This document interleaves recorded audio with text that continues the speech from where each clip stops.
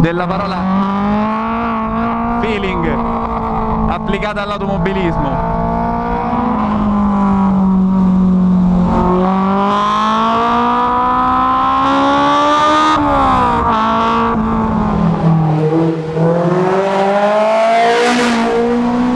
Il VTEC della S2000, senza portare dietro la metà del peso, è semplicemente selvaggio. Lo scarico diretto ce l'ho qui, a 1 centimetro dalle orecchie, ed è... fa male ai timpani. Mi hanno detto che dovevo mettere i tappi, ma io non l'ho voluti mettere.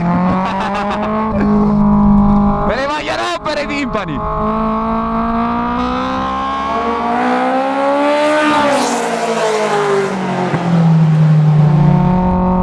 Il fatto che ho le ruote posteriori praticamente a 1 millimetro dalla schiena me le fa sentire, mi fa sentire ogni tassello degli pneumatici.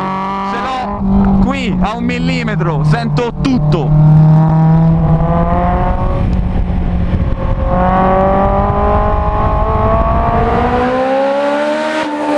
L'anteriore si adegua alle richieste del pilota, non prende iniziative proprie.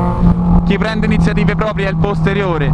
È il primissimo consiglio per chi ha intenzione di guidare una di queste è di non entrare in staccata caricando tanto sull'anteriore e iniziando a girare con l'anteriore caricato e il posteriore leggero, perché con questo passo corto e queste percorrenze è praticamente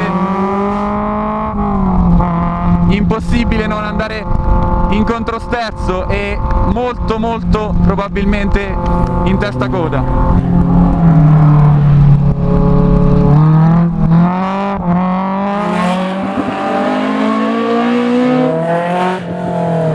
È l'esperienza più pistaiola che ho mai avuto su una strada del mondo comune. Cioè, profuma proprio.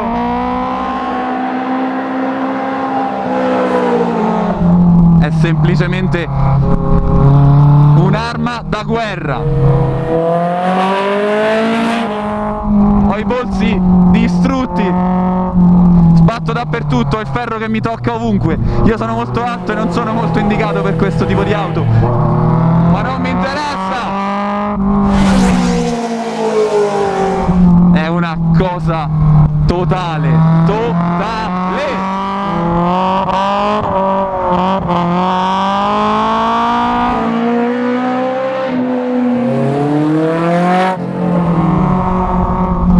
Sembra di stare seduti letteralmente su un candelotto di dinamite. Si prendono solo schiaffi da questa macchina, solo schiaffi.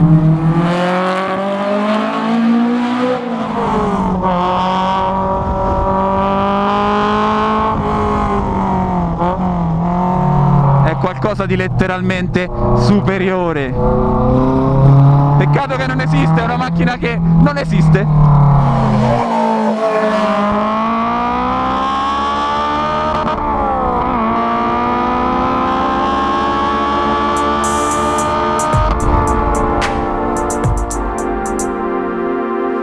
I numeri ve li do a macchina ferma, perché in movimento non ci sarei mai riuscito. Questa scatola di latta non si può spiegare con le cifre. Ad ogni modo pesa 590 kg ed è spinta dal VTEC S2000 che qui eroga 252 cavalli. Siamo su un rapporto peso-potenza da Gran Turismo a 6 zeri, ma la preparazione qui va bene oltre. Sterzo da competizione e differenziale autobloccante Quaife, impianto frenante, indovinate, da competizione Wilwood. Il telaio anoressico della Row Striker originale è stato completamente rinforzato e la struttura dell'auto adattata ad ospitare questo propulsore da oltre 9000 giri.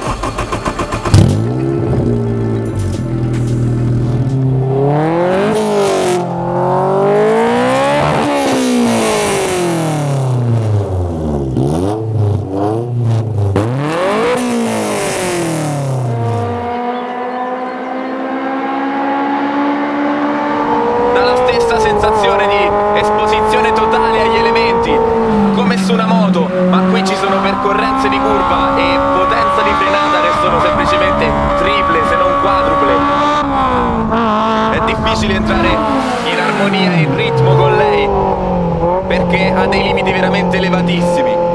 C'è il continuo rischio di strafare, ma dall'altra c'è anche la paura di non fare abbastanza, perché il mezzo sopporta veramente degli input e delle richieste da parte del pilota di un'altra categoria, di un altro livello. E poi c'è questo motore inserito a forza in una carrozzeria minuscola, strettissima.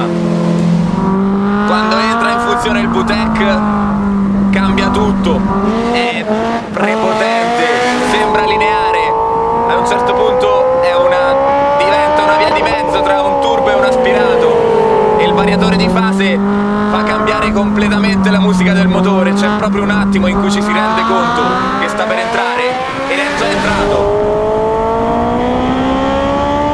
Tenerla alta nei giri, in uscita di curva, è un divertimento senza paragoni. La sensazione di purezza che regala la Striker e tutte le macchine cosiddette sfilatini, queste macchine così nude. Questo modello in particolare in questo momento non monta neanche i parafanghi, quindi io vedo la gomma centimetro per centimetro e so esattamente dove la sto mettendo. Vedo ogni correzione che faccio con le mani, che corrisponde perfettamente a quello che effettivamente le ruote fanno, le gomme fanno su strada, e la precisione che viene fuori da questa sensazione è impagabile, è diversa da qualunque altra esperienza di guida. Le ruote scoperte sono un'altra cosa. C'è tutta la trazione di cui si ha bisogno, ma alla necessità diventa una saponetta. L'importante è capire come lei vuole essere trattata in queste circostanze. Se si è puliti si fanno dei tempi imbarazzanti, se si è sporchi si può fare i banditi quanto si vuole. Ogni input violento che le do in curva con lo sterzo, cercando di farla scodare e buttando giù tutto il gas, è impressionante quanto poco ci metta, quanto poco ci voglia a mandarla in zona sterzo, e riuscire a correggerla non è difficile, o almeno così sembra, perché poi di punto in bianco cerca di disarcionarti e si comporta quasi come una motocicletta. È rischiosissima, è una continuazione di rischi che non posso non prendermi. Non è un'auto che conosco ancora, l'ho presa da pochi minuti, ma sento il bisogno, la necessità di esagerare, di riuscire a farmi del male con questa macchina. Non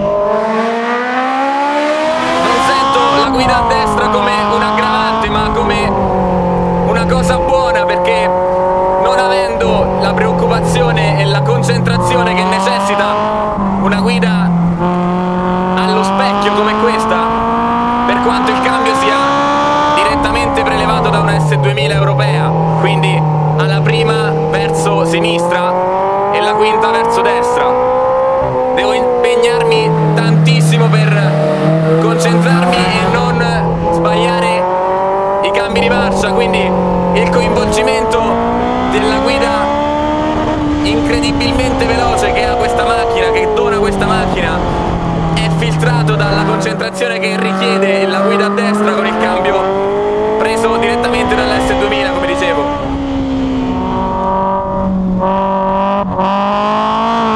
È la pura essenza della guida. Questo è forse il test più viscerale, più fisico e più rischioso che ho mai fatto.